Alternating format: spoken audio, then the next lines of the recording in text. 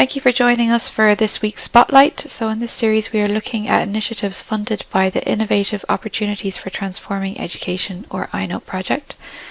iNOTE is a joint project with our technical university partners GMIT and Letterkenny IT. It's funded through the HEA Innovation and Transformation Fund 2018. And today we'll be hearing from Mairead McCann and Cathy O'Kelly from here in IT Sligo and Janet O'Neill-Scott from Georgian College, Ontario. And they will be talking about their work on the Collaborative Online International Learning Project, or COIL. So thank you for joining us, and I'll hand over to you now. Okay, so I am going to officially welcome everybody to our presentation here today. We're delighted to have you joining us this afternoon. Firstly, I would like to introduce Janet O'Neill-Scott, who's a Professor of Business and Management in Georgian College in Ontario, Canada. And my colleague Mairead McCann, who's a lecturer in the School of Business and Social Sciences in IT Sligo, and myself, Cathy O'Kelly, who's a lecturer in the School of Business in IT Sligo. So I'm going to hand it over to Janet now, who's going to take over from here. Thank you. Thanks, Cathy. We first want to start by discussing what is COIL. We have so many acronyms in our world. It's really good to dive into what COIL actually is. And simply, it's a framework that just has one mission, and it's to encourage and support the development and implementation of collaborative online international courses as a format for an experiential cross-cultural learning experience. Participating students are sensitized to the larger world by deepening their understanding of themselves, their culture, and how they are perceived by others and how they perceive others. These globally networked courses for the faculty who choose to engage in it intensify this disciplinary learning in fields where engaging other cultural perspectives is key. COIL really seeks to bridge between study abroad, instructional design, and teaching faculty through team-taught courses. And that builds a bridge, thereby promoting and integrating and enhancing the international educational experiences across curricula. When we look at SUNY COIL, they're a framework, and their mission is to connect, engage, and collaborate. And there are several schools taking part. For us, our partnership was truly a serendipitous one. Myself, I had visited IT Sligo in 2019. However, meeting neither Cathy nor Mairead, I knew I wanted to build something with the school. Our infrastructures between Georgian College and IT Sligo lend themselves well to a partnership. I knew that. I put my hand up to try and find a way to work together to either create a micro-credential or attend development that would bridge any gaps between the schools and have us find a way to work together. I knew that the international learning was key. The student mobility was an issue, and I couldn't put together all the parts, but I did know that I wanted to work with the school. And we began planning a joint curriculum project.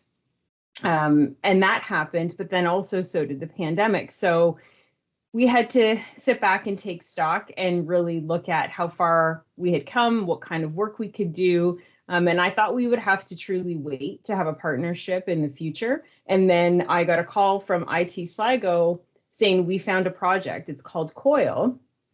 And since my hand had already been up, I was delighted to be chosen to do it. However, both Cathy and Mairead had their hand up at their institution to be able to try a project, to be involved in a project, and really contribute to that student experience. So both institutions knew that we were open to exploring these possibilities, and we got connected through the international department, and the rest is history, shall we say, in that Operation Brent was born, the result of our migrating geese between the two countries. And so I'll leave it there, and I'll turn it over to my colleague, Mairead. Thank you, Janet. As Janet has said, it's been a very engaging process for us. And I suppose I'm going to take a few minutes now just to shine the spotlight on elements of that COIL experience from our perspective as faculty. So in the initial meetings that we had, which was in the second semester of the last academic year, we started to map the journey of that COIL project. And as Janet has said, we branded our specific COIL project as Operation Brent, named for those migratory geese that fly from Canada to Sligo every autumn. So they come to winter in the northwest of Ireland, and their journey is in many ways an arduous one, navigating from the Arctic areas of Canada across the Atlantic. And I suppose at times our journey too has had its own challenges, but we would feel very much definitely worth the effort to reach what we would see as fertile grounds from a pedagogical perspective. So the initial phase of the journey was mapping the systems. So starting out, we assumed that we had a lot in common, which we had. We're both English speaking, for the most part, countries based in the Northern Hemisphere and having a colonial past. And although we acknowledge there would be diversity within our student cohorts, which would enrich any COIL experience, when we started to peel away the layers of the mapping process, we started to identify differences. An obvious one is obviously the time difference. I suppose due to the continuing impact of the pandemic, some of the Georgian College students were still based in their home base of India. So in effect, we were trying to navigate 3 different time zones, and within the period of the planned implementation of the project this semester, we also had to navigate the time change to move to winter time, both in terms of Ireland and Canada there as well. But also just going beyond that, there were many issues that arose in terms of mapping the educational systems that on the surface look very similar. So we had to start considering questions such as what was the shape of the semester, when did each semester start and finish, how would we fit in the projected 7 weeks of the COIL project within that semester. And then in terms of, and it's something we've all experienced in terms of emergency remote teaching, looking at the differences in the virtual learning environments that existed in both colleges, and looking at the timelines such as when assessments are scheduled to take place, when are marks due to be submitted within those systems as well. So from a macro level, we had mapped out the semesters by particularly obviously having to pay attention to the modules we selected that would be optimal within which to build this shared experience.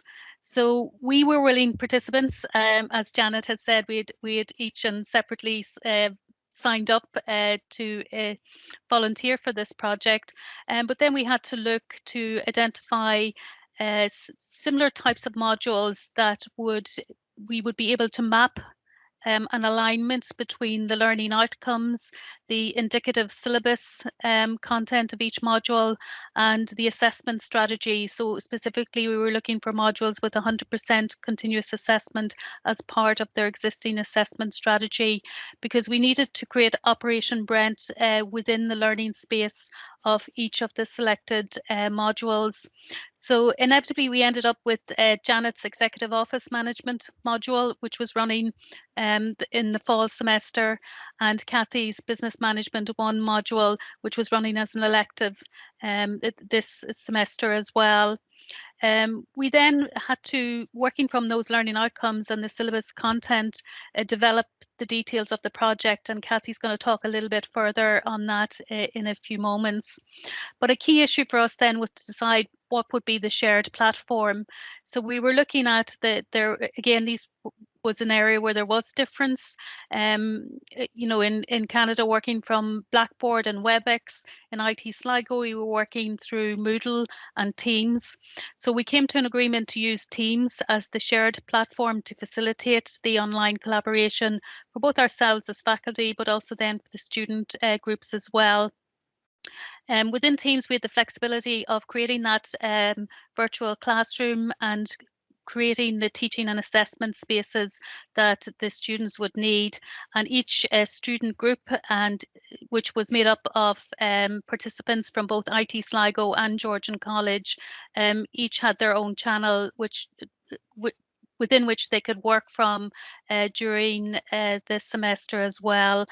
And I suppose within that there were some challenges. So, for example, Janet to fully participate in the Teams that was hosted from IT Sligo, we needed to create a staff identity for Janet to use so that we all could have that equal access in terms of setting up resources and sharing the co-teaching space within Teams as well. But we were able to navigate those as we prepared for the semester and through the semester. I suppose an ongoing win for us as faculty has been that experience of collaboration. And I suppose in many ways we decided quite early on that we would co-design and co-deliver Operation Brent, and that we would live the same experience that we were going to ask our students to participate in during this semester. So really no half measures were taken as such. So despite the demands of the pandemic, we carved out time to engage and I suppose to get a feel for each other's philosophical and pedagogical approach to our teaching and assessment strategies. And from that engagement and that process of peer review, we shared and developed the learning resources and designed the project handbook and the team teaching materials that we have then used this semester. And in many ways, that camaraderie of that social glue was reflected in that we also set up our own WhatsApp group to try to get an understanding of each other's more broader cultural experience as well. And you can see some of those shared images that we tracked during that time through the journey. And I suppose, as we said, the journey, like our migratory geese, there have been highs and dips in navigating the process for us. But I think overall we've maintained a tight formation to deliver the project for the students. So I'll now hand you over to Kathy, who's going to talk a little bit more about the actual detail of the project that we've facilitated for the students this semester. Thank you very much, Mairead. So now the real fun bit. For the duration of the project, we had a weekly 2-hour session where we engaged in team teaching all participants. So one of the first interactive sessions that we had was a workshop, and it was organised with the Irish Council for International Students. And this provided training in intercultural awareness and competency for staff and students. So as Mairead mentioned, we were actively living the same experience as the students. So we literally were sitting alongside them in the classroom, either physically for myself and Mairead or virtually for Janet. And we were building what became a shared COIL project team experience. So next up, we had Fiona Britton, the Sustainability Officer at IT Sligo. She provided an excellent overview of the United Nations Sustainability Goals and outlined the significance of these goals to both individuals and organisations. So Fiona included fantastic examples and resources for further research from both Ireland and Canada, and that helped to lay down the foundation for a successful project. The next thing was problem-based learning. So it was extremely important for us as a faculty team that we ensured that the concept of problem-based learning, or PBL, was clearly explained to the students. So they could expect things that would be messy, that would be unclear at times, but that was part of the learning journey that they would experience. And this was by design, and they could expect to be pushed outside their comfort zone. So that was outlined very clearly from the beginning for the students so that they understood what they could expect. The next thing then was the industry partner. So a pivotal part of the project was the introduction of an industry partner. So we were extremely fortunate to make contact through our network with Mr. Ken Tracy, who is the co-founder and managing partner of an organisation called Garvogue Brogies Limited. So Ken was born and raised in Sligo, and then he emigrated to Ontario as a young man. So the company that he founded has registered offices in both Ontario and Sligo, and they're the locations of Georgian College and IT Sligo. So it was a perfect match for Operation Brent, and thankfully Ken was a very willing partner in the project, which was of huge significance. So from the outset, when Ken introduced the organisation to the project participants, the students were very engaged, and that had a lot to do with his demeanour and how he explained the whole concept of his business and how it came about and the values that, you know, were embedded in that. So the student teams were tasked with researching the United Nations Sustainable Goals and then picking one and identifying how Brogies could incorporate that into their business operations. So we placed a lot of emphasis on team building, and that was by no means an easy task across international boundaries in the midst of a pandemic. So we organised hoodies for the students with logos of Georgian College and IT Sligo on them. And, you know, that helped to build a sense of identity for the students that were participating on the project. On the IT Sligo campus, we had a tasting of Brogies, and that was supported by a local business called Sweet Beat, so that the students could experience the actual product, its taste, its texture, the packaging. The students then from Sligo communicated that experience through their teams. In Canada, the students accessed the project as much as possible in local outlets, but it wasn't possible to supply the product to them or to visit Georgian campus. So this was one of the difficulties of the pandemic, that we had the challenge of different opportunities being available in, you know, different locations, and we just had to try and work together to make the best of it. So as the project progressed in relation to the rules of engagement, we had to remind the participants that there would inevitably be challenges to overcome in relation to things Mairead has referenced, like time differences, teamwork, decision making, timelines, communication, all of those things. So the students were invited, shall we say, to maintain a curiosity in relation to the project. And, you know, not everything was going to be in plain sight. Sometimes you have an uphill climb to reach the view. And explaining to them that risk taking can lead to reward. So it was very important that they would overcome fear of failure. Ultimately, the message was, you know, the famous quote from Anne Bronte, "He that dares not grasp the thorn should never crave the rose." So you can't have it every way. You want the results of this project, you want the satisfaction of participating and enjoying the outcomes. That means hard work and commitment is essential. So that was a very important buy-in that we had. So we had very clear deliverables. Firstly, the students had to, you know, agree on a charter as to how they would engage, you know, and work together as a team. Then they had to decide what they were going to focus on and submit a project proposal. So each team received feedback on these submissions from project faculty members.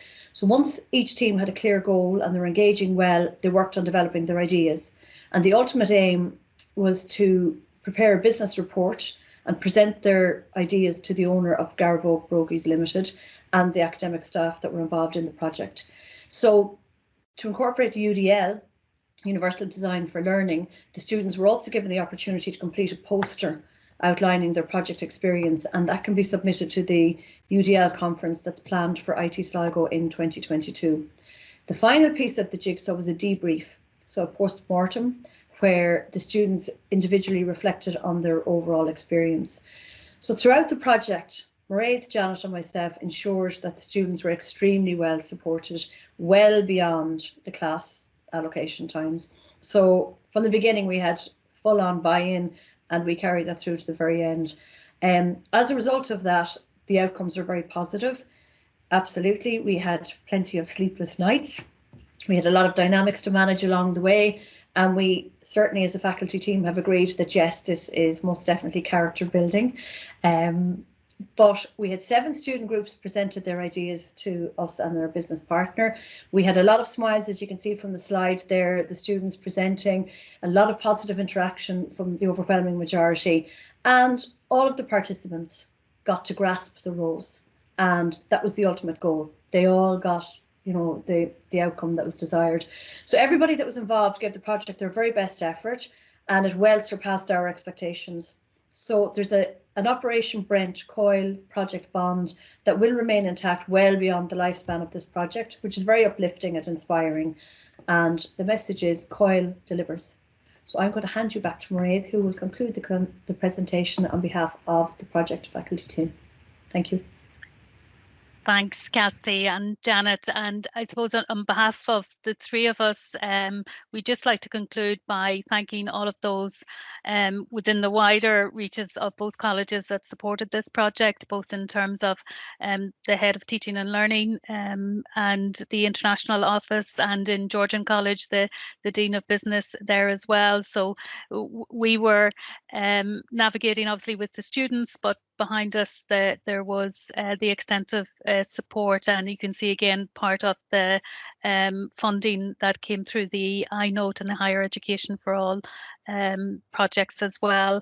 And I suppose we also want to thank Louise and Ellen for facilitating this opportunity to share a little bit wider our experience of the Coil journey. And as Kathy said, we've also just included the Twitter handle there in terms of Operation Brent, and we hope to keep people posted in terms of the dissemination of the outcomes of the project. So again, on behalf of all three of us, we'd like to thank everybody for the opportunity and for listening, and we're quite happy to take any questions or feedback as well.